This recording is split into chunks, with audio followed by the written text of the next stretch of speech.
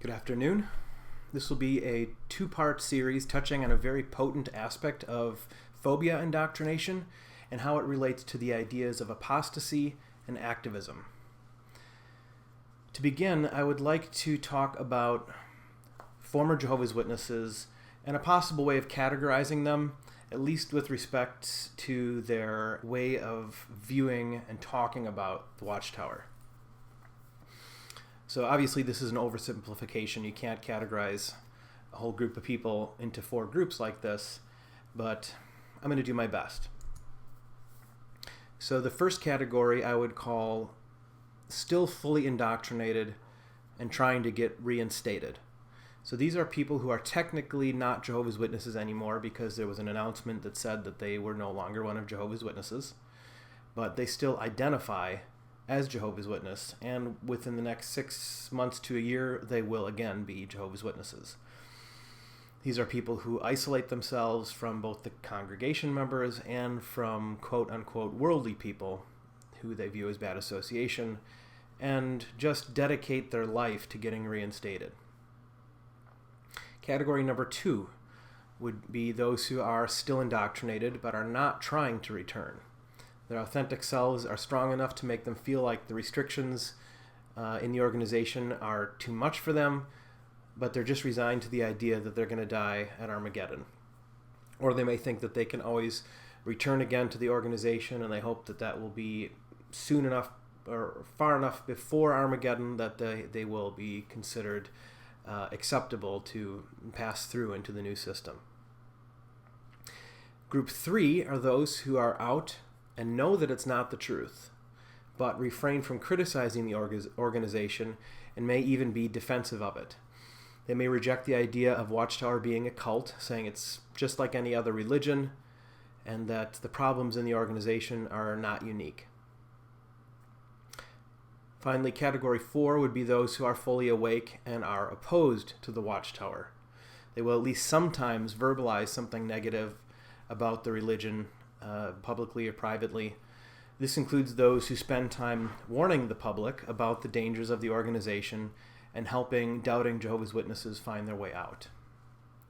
And just for honorable mention, a possible fifth group would be those who are technically active Jehovah's Witnesses but are fully awake to the fact that it's not true, and will often be the ones that supply inside information like letters to the elder body, to the outside world. These are ones we refer to as the conscious class. But we'll say it's 4 different groups.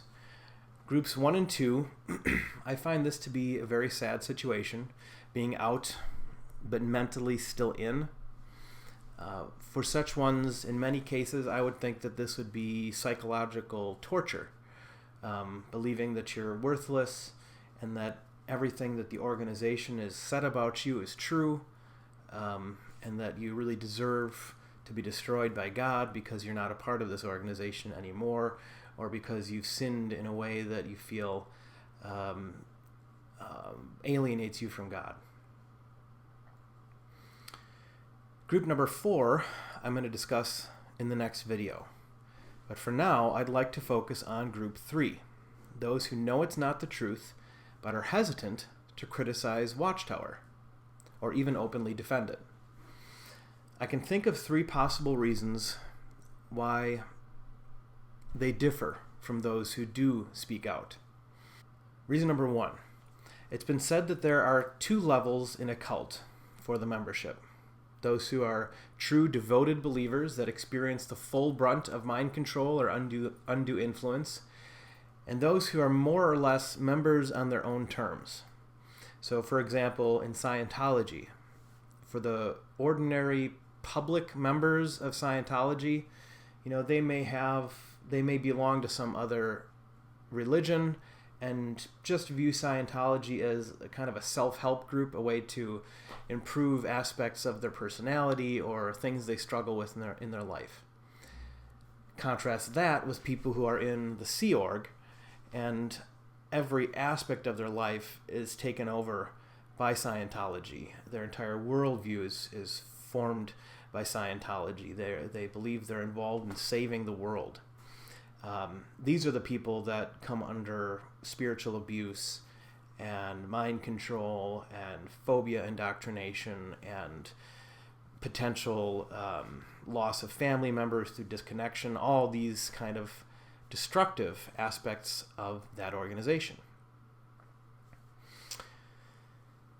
The same is true with Jehovah's Witnesses. However, I would say that the vast majority fit into the true believer, fully committed, I'm part of the group that's saving the world, one true church mentality or category.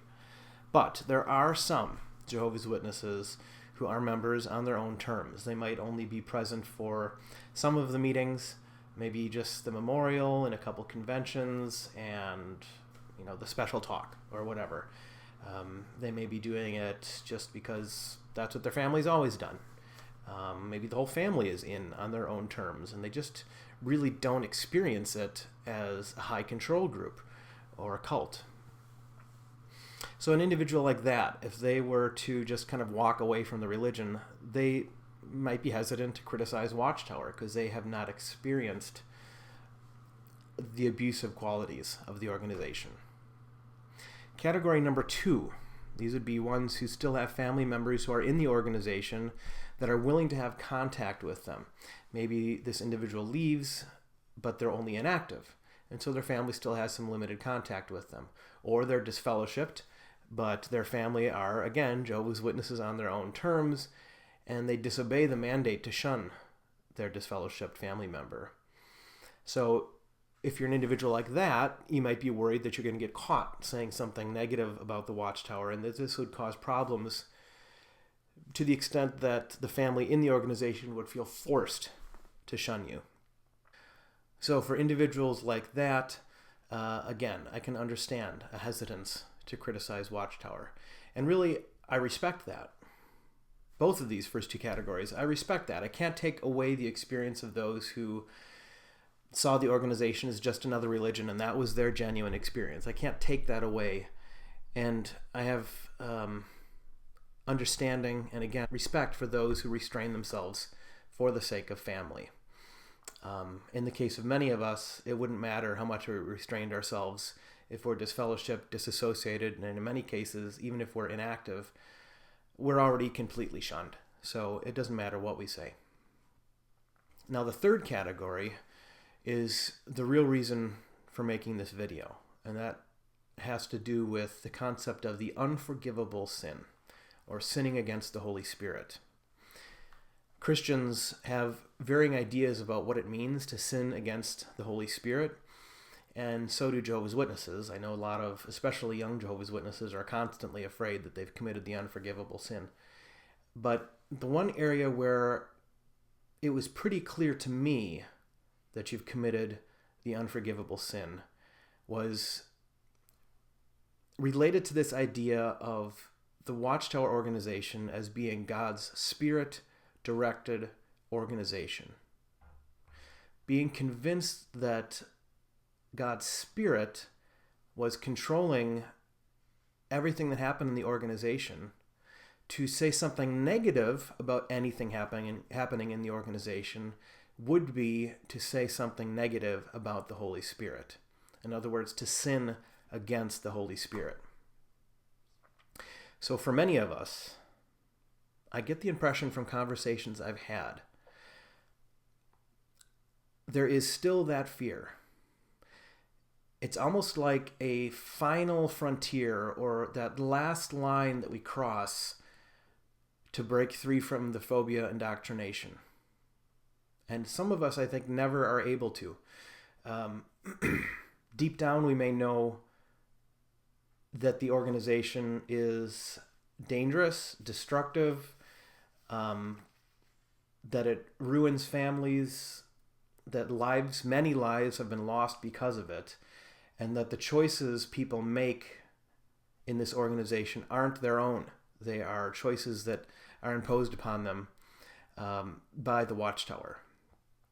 And yet, we're not willing to say that, anything that might imply that, for fear that we'll be committing the unforgivable sin. even if we intellectually know it's not true anymore, there's this thing in the back of our mind that says, as long as I don't say anything negative about the organization, I can always have forgiveness. I can always go back. Speaking for myself, even after I intellectually knew it wasn't the truth anymore, I had a hang-up in this area for a short time. Actually, to go back further than that, when I was first waking up to the fact that the organization, there was something wrong with the organization, I had a few people online that I was talking to. I wasn't connected to the ExJW community at all yet. I was not comfortable talking to ex-Jehovah's Witnesses. But there were a few people that I found online that I opened up to and said that, I'm in a bad religion. And I described certain qualities, like there's things that I don't believe, but if I question, I will get in trouble for. And that if I continue to question them, I will be kicked out and I'll lose my family. And people would say, well, that sounds like a cult. And at the time, I wasn't comfortable with the word cult, and I refused to say the name of the organization. I would say something like, yeah, it is, kind of cult-like or something like that, but I would never say the words Jehovah's Witnesses or Watchtower. And then after disassociating, the idea of saying something negative about the governing body still gave me, hard to describe the feeling, but almost a panicky feeling. Because we had been told that to question the faithful and discreet slave, or the governing body, is the same as murmuring against Moses. And that, when you think of that story, you think of swift retribution, that, that is not okay. You do not murmur against God's chosen ones, God's anointed. So even after knowing they're not God's anointed, that they're just men, and that they're running this monstrous machine of an organization that ruins people, even after knowing that intellectually, there's still that fear to say something specific about the organization. I'm past that now, and it's a good feeling. And again, I realize for a lot of people it's a final frontier, but try not to get stuck on this side of that frontier. There are good reasons for keeping your mouth shut about the organization, for family, and so forth, things we've already discussed. But if this is your reason for not speaking up,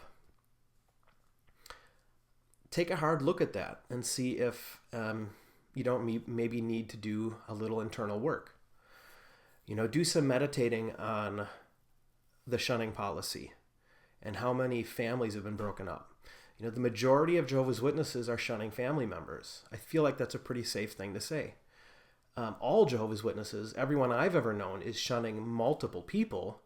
I mean, if I think of how many people from my childhood are no longer Jehovah's Witnesses that I've actively shunned my whole life, just cut them off, that's happening all around the world. And it's because of an organizational mandate. It's because the organization said you have to shun these people. That doesn't happen in normal religions. That's not a just another religion thing. The blood doctrine, the policies about child abuse, the two-witness rule, the idea of not reporting when there is child abuse, not reporting to the authorities. If you're a believing Jehovah's Witness, you're going to look at the child abuse stuff and the blood doctrine, and even having to shun your own family members as being tests of your faith. You're not going to look at them as evidence that you're in a cult. You're going to look at them as a test of your faith, that you can prove how loyal you are to God and to the organization. Once you're out, if it's not God's organization, these things, those three things in particular, the shunning, the blood, and the child abuse, they're heinous. They're unacceptable. They're not normal. They're abusive. They ruin lives. So ask yourself, is the organization what it says it is? If it is, then those things are just a test of faith. If it's not, then those things are not characteristics that can be justified in any way. They're not normal, and people need to be warned about it. So, again, It's up to you to do what you want to do. And I can't change the way you view your experience, or frankly, the way you view the Watchtower. But if there is a lingering fear of the unforgivable sin, try to get rid of it. Get it out of your system. It's damaging you still. That's an aspect of the spiritual abuse that you are under. Before I get too far afield here, I'm going to stop this video, and in the next one, we're going to discuss Group 4 and the subject of apostasy and activism. Thank you for watching.